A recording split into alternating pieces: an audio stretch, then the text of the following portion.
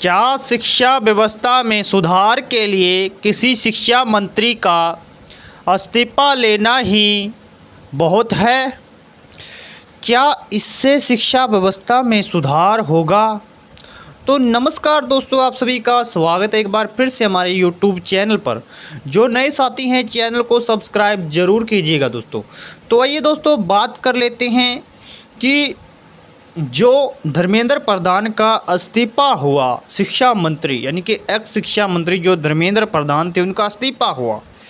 क्या शिक्षा व्यवस्था में सुधार के लिए इस्तीफा ही ज़रूरी है या बहुत है, आप कह सकते हैं। चलो अच्छी बात है, आपने इस्तीफा ले लिया, परंतु जो स्टूडेंट की डिमांड्स हैं, जो मांगे हैं, जो समस्याएं वो झेलते हैं, एक छात्र जो स्टूडेंट, जो अभ्यर्थी जो कंपटीशन की दुनिया की तैयारी करता है, सरकारी नौकरी का सपना बुनता है, उसको कौन कौन सी समस्याएं आती हैं, उन समस्याओं को भी उठाना चाहिए था आप लोगों को।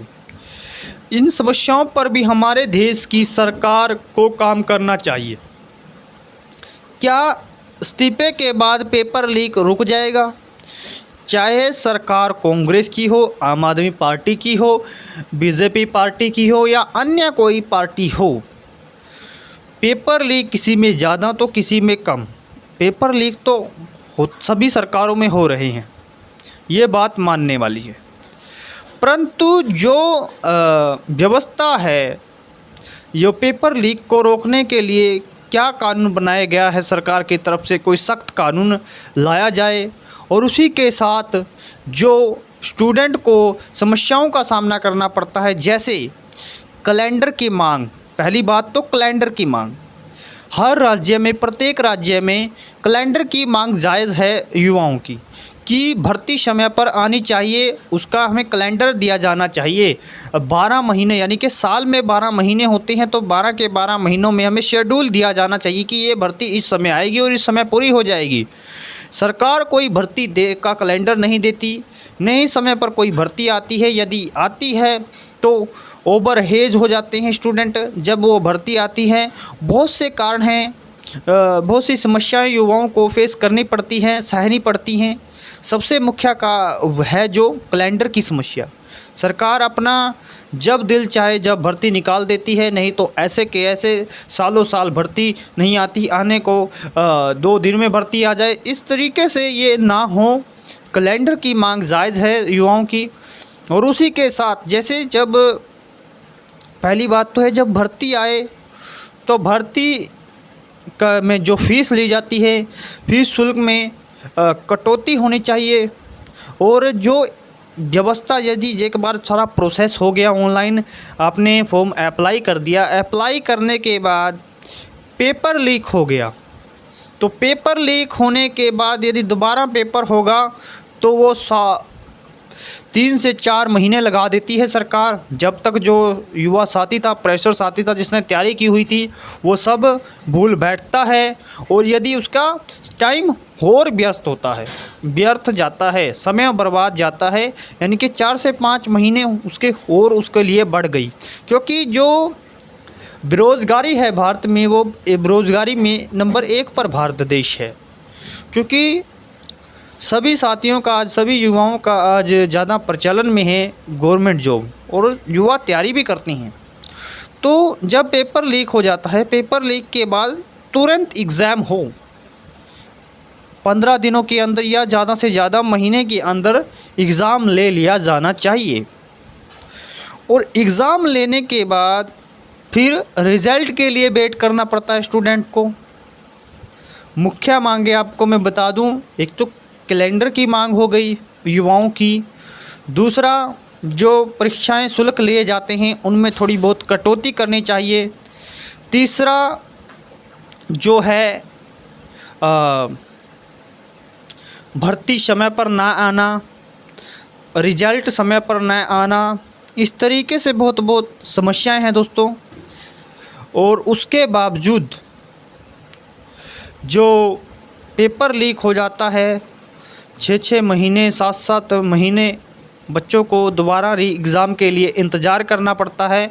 और जब री एग्ज़ाम होता है किसी भी परीक्षा का, तो उसके बाद जहाँ पहले 15 लाख छात्र बैठे थे, वहाँ अब 12 से 13 लाख छात्र परीक्षा दे रहे हैं। यानी कि 2 से 3 लाख छात्र अपने आप घट जाते हैं। उनका ज़िम्मेदार भी सरकार होती है, प्रशासन होते हैं, क्योंकि सारी व्यवस्था कायम करना, एग्ज़ाम लेना सरकार के हाथों में है। उनके जो बोर्ड, उनके द्वारा उनके जरा एजेंसियाँ चुनी गई हैं, उनके हाथों में हैं। और वो जो एजेंसियाँ हैं उनकी जवाबदेही सरकार के प्रति है, और सरकार की जवाबदेही युवाओं के प्रति है। तो इस तरीके से बहुत ही खामियां हैं हमारी शिक्षा व्यवस्था में, उसको सुधार की बहुत आवश्यकता है। एक इस्तीफे से काम की चलने की काम नहीं चल सकता। इस्तीफा सो आप किसी का भी ले लो, परंतु जो सुधार की आवश्यकता है, जो सुधार जायज़ है, करना चाहिए, वो सरकार को अपने आप सोचना चाहिए। क्योंकि युवा है जो बहुत सी समस्याएं फेस करता है। एक सबसे बड़ी समस्या आती है कि युवा सेंटर तक कैसे पहुँचे। इतने छात्र, लगभग लाखों की संख्या में परीक्षाएं देते हैं छात्र, और जब छात्र घर से निकलता है तो बीच रास्ते में उनके लिए कोई साधनों की व्यवस्था नहीं होती। सेंटर्स तक पहुंचने के लिए छात्र बसेस, ऑटो में लगातार भेड़ बकरियों की तरह भर कर के लाए जाते हैं। जान जोखिम में डालकर छात्र अपने परीक्षा केंद्र तक पहुंचते हैं। तो इस तरीके से यदि मैं आपको गिनवाने बैठ जाऊं तो 5 से 6 मांगे छात्रों के हित में बहुत ही महत्वपूर्ण मांगे हैं, जो होनी भी अवश्य चाहिए। बेसिक मांगे हैं छात्रों की, जो होनी भी चाहिए। एक बार फिर से आपको मैं बता देना चाहता हूं, पहली तो मांग है कैलेंडर की। समय समय पर एक कैलेंडर आप जारी कर दिया जाए। जनवरी माह में साल के क्रम में कैलेंडर एक जारी कर दिया जाए, और समय पर भर्ती हो, समय पर रिजल्ट आए। रिजल्ट 1-2 महीने में, आप परीक्षा के 1-2 महीने में रिजल्ट दे दिया जाए तो बहुत बड़ी अच्छी बात है। और उसी के साथ जो है पहले फीस, जो शुल्क होता है, शुल्क में थोड़ी बहुत कटौती की जाए। और उसी के साथ जो साधन व्यवस्था है एग्ज़ाम केंद्रों तक ले जाने में, उसकी अच्छी व्यवस्था की जाए। ठीक है, पेपर लीक मामलों पर कड़े कानून बनाए जाएं। ये कुछ मुख्य बातें हैं जो सरकार को संज्ञान में लानी चाहिए। हर राज्य में जो भी सरकार है, चाहे वो आम आदमी पार्टी, कांग्रेस, बीजेपी सरकार या कोई अन्य, सभी को ये संज्ञान में लानी चाहिए। तो ये जो दोस्तों ये बात थी आपके साथ साझा करनी थी। सभी साथी, जो नए साथी हैं, चैनल को सब्सक्राइब ज़रूर कीजिएगा और ज़्यादा से ज़्यादा सपोर्ट ज़रूर कीजिएगा, और वीडियो को ज़्यादा से ज़्यादा शेयर ज़रूर कीजिएगा, ताकि ज़्यादा से ज़्यादा सरकार के संज्ञान में ये वीडियो जाए। धन्यवाद।